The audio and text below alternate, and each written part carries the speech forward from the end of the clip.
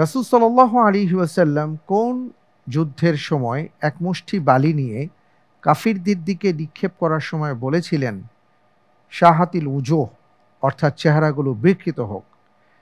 এ বদরের যুদ্ধে, বি খন্দকের যুদ্ধে, সি তায়েফের যুদ্ধে, ডি হুনাইনের যুদ্ধে।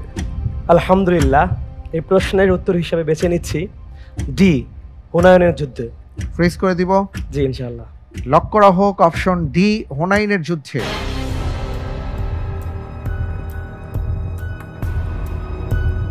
আপনি বলছেন হুনাইনের যুদ্ধে রাসূল সাল্লাল্লাহু আলাইহি ওয়াসাল্লাম শাহাতিল উজুহ বলেছিলেন। জি, এটাই 8ম হিজরিতে যুদ্ধটা হয়।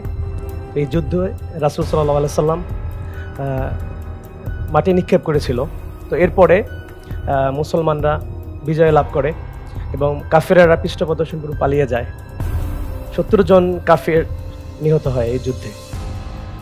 আপনি এই যুদ্ধ সম্পর্কে আদ্যপান্ত বললেন এবং সাথে সাথে উত্তর দেওয়ার চেষ্টা করেছেন। আমি দেখতে পাচ্ছি আপনার উত্তরটি সঠিক উত্তর। আলহামদুলিল্লাহ। আলহামদুলিল্লাহ, মাশাআল্লাহ, তাবারাকাল্লাহ।